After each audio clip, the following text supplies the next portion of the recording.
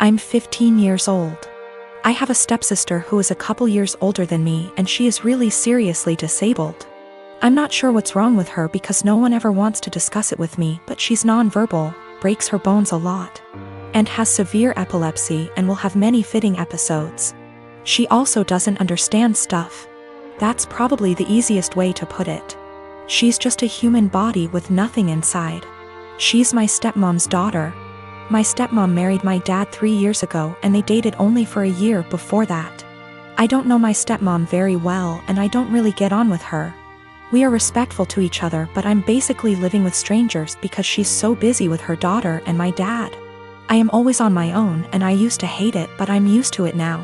Ever since they moved in to live with us, life changed drastically for me because all the care now revolves around my stepsister. That's fine, I get it.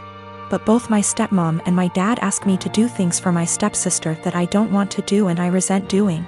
Stuff like staying home when I want to go to the mall with my friends. They're disappointed that I don't get her anything for her birthday with my very limited funds, etc. My own mom passed away when I was small, so I can't go and stay anywhere else, and all in all I'm just a lot more angry than I used to be, because they seem really disappointed whenever I say I don't want to do anything for her. Even stuff like feeding her, like I don't want to sit there feeding her banana pudding and wiping her drool. I didn't ask for this. Anyway, she recently fell a few days ago and had a seizure for 8 minutes. She was taken to hospital and the doctors want to keep her in and look after her. I don't want to go and visit her. I remember seeing my mom in hospital before she died and I just hate hospitals and I sort of hate my stepsister, and I just don't want to go and visit someone who doesn't even know I'm there. My stepmom is really upset with me and so is my dad. They haven't yelled at me or anything, but they are both being super cold towards me because I don't want to visit. My grandma who lives in Canada called me about the blue and told me it was okay. And I don't need to force myself to go to the hospital, so I'm assuming my dad has told her I'm refusing to go. He keeps pleading with me, but I keep telling him I'm not doing it. I told him hospitals remind me of mom and he got even more upset and said my stepsister might die and I need to stop being so selfish towards my stepmom. My brother-in-law, Sammy, lost his home shortly after his divorce 10 months ago. He moved in with us and brought his twin daughters, Olivia and Sloane 18, with him a couple of months ago. His sister, my wife, and I have one daughter, Zoe 16, and she and her cousins aren't close but get along fine. Olivia and Sloane have no respect for Zoe's privacy, none. They used to walk into her room and take everything they get their hands on. Makeup, phone accessories, clothes, school laptop, etc. Zoe complained a lot and I've already asked the girls to respect Zoe's privacy and stop taking things. My wife and Sammy saw no issue with this. After all, they're girls and this typical teenage girl's behavior. I completely disagreed. Last straw was when Zoe bought a $60 M.A.C makeup kit that looks like a paint set that she saved up for over a month, and one of the girls, Sloane, took it without permission and ruined it by mixing shades together while using it. Don't know much about makeup, but that's what Zoe said when she found the kit on her bed, and was crying. I told my wife and she said she'd ask Sloane to apologize, but I got Zoe a lock after I found she was moving valuable belongings out the house because of this incident. Sammy and his daughters saw the lock and weren't happy. The girls were extremely upset. Sammy asked about it and I straight up told him. He said, "My daughters aren't thieves. It's normal that girls of the same age borrow each other's stuff." He said Zoe could easily get another makeup kit for $15 from Walmart and shouldn't even be buying expensive adult makeup in the first place, and suggested my wife take care of this defect in Zoe's personality, trying to appear older than she is. He accused me of being overprotective and babying Zoe with this level of enablement. I told him this between me and my wife, but she shamed me for putting a lock on Zoe's door for her cousins to see and preventing them from spending time with her, saying I was supposed to treat them like daughters. Then demanded I remove it, but I said this lock does not get removed till her brother and his daughters are out of our house. She got mad I was implying we kick them out and said her family'll hate me for this. So I reminded her that I let Sammy and his family move, in which something her own family refused to do, so she should start with blaming them for not taking their own son and niece's granddaughters in. If it wasn't for her family's unwillingness to help, we wouldn't be dealing with this much disturbance at home. Everyone's been giving me and Zoe silent treatment, and my wife is very much upset over this. So I live in a flat with 3 other people: childhood best friend, a guy from my uni course, and his cousin. For the most part we get along really well and rarely have disagreements.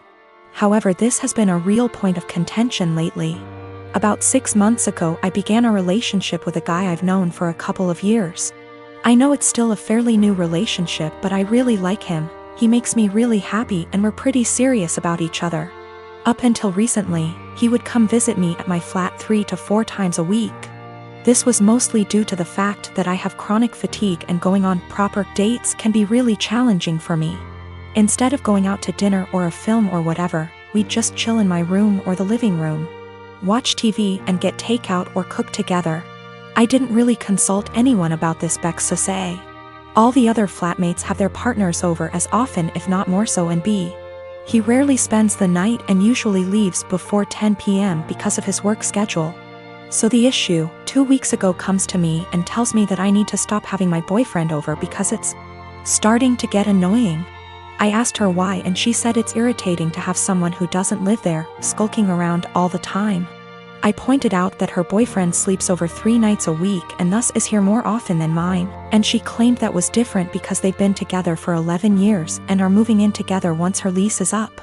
She said she's discussed it with the other flatmates and they've all agreed he needs to stop coming over or he has to chip into the rent, because it's getting ridiculous. Note: nobody else's partner chips in on the rent. I confirmed with the other 2 that yes, this is an agreement they've made. Though my best friend said basically made her agree by threatening to cut off the Wi-Fi and utilities, which are in her name, if she didn't. I asked if this rule applies to everyone, but apparently it's just me. I pointed out that it's unfair and was basically told to deal with it. My potential assholery: I've begun loudly insisting that if my partner isn't allowed to come over, neither is anybody else's. If I answer the door to anyone's partner, I'll send them away. If I come home and someone's partner is there, I'll make a point to mention that I thought we weren't having partners who don't pay rent over anymore. I've asked boyfriend over and over how much rent he's paying and pretend to be affronted and make a fuss when he says he doesn't. Everyone's pretty pissed at me and is telling me I'm being unreasonable. I know I'm being petty, but I think it's unreasonable that there's one rule for me and another for everyone else, and I'm trying to make that point. Am I really the asshole here? Some questions people keep asking. If I knew of something my boyfriend was doing to be annoying / if anyone had told me that he was doing something, I'd have included it. I'm not aware of anything he does, and when I ask why doesn't like him, I just get a shrug and just do. I will also state I'm bi, and she's never had an issue with any female partners I've had. We don't hang out in the living room much. We literally only use it if there's something we want to watch that I can't get on my bedroom TV and there's nobody else in there. We use the kitchen more often than the living room, but honestly even that isn't that often. We eat far too much takeout pizza rip. A lot of people seem confused, so just clearing up who's who in the situation. The one who brought all this up is not my best friend. Not to get too much into a tangent, but basically just over a year ago I was moving out of halls at university and was looking for a new place, so we decided to move in together. At the same time, a dude from my course was looking for a flat share. We couldn't find a 3-bed but found a really nice 4-bed, and he mentioned his cousin was also looking for somewhere to live, so she got on board too. I only met her last year and we don't really know each other very well. By chronic fatigue I mean chronic fatigue syndrome. Sorry, that's apparently so unclear. I am a 33 years old female, and I have had fertility issues for the past couple of years with my husband. He's 35. We went through with consultations, and while we had very promising results for treatment, the cost did give us pause. It wasn't that we couldn't afford it, we just weren't at the point yet where we were willing to pay. I discussed it with my husband and we were both fine with the idea of adopting. My cousin Tiffany, woman 25 years old, is adopted and she supported our choice in looking into it. However, this was a couple of years back, and during that time Tiffany was reunited with her birth parents, and she's been acting pretty hurtful to my aunt and uncle since then. She keeps making posts about how happy she is to know where she comes from and is happy about being reunited with her real family. She even talked about having her birth father walk her down the aisle as a chance to make up for lost time. Obviously, my uncle was very hurt about this, but when he voiced it, Tiffany got defensive. She called my uncle selfish, how this was about her, and that he knew what he signed up for when raising someone else's kid. Before the pandemic, Tiffany moved closer to where her bio mother lived so they could make up for lost time. And Tiffany kept making post after post about all the fun she was having meeting relatives. And how she called / video chatted with each of her bio parents multiple times a week. Meanwhile, she barely texted back my uncle and aunt once a month. I could tell how heartbroken my aunt and uncle were, but tried to give Tiffany her space, and the few times they said anything she accused them of being selfish and unsupportive. I think the biggest thing that broke them was when Tiffany promised to come by for my aunt's birthday and was even given the money to travel to them, but then never showed up. She called literally the day before to say that her bio mom had an emergency so she wasn't going to make it, but didn't give back the money. I am completely disgusted by Tiffany's behavior, and while I haven't completely ruled out adoption entirely, I did want to give medical-assisted conception a try. My husband supported this, and we are now currently expecting. After we made our announcement, Tiffany messaged me asking why I would spend thousands on creating a child when I could help one who already existed. I tried to play it off, but Tiffany kept pressing and calling me a bad person when there are so many children who desperately need a home, and overpopulation.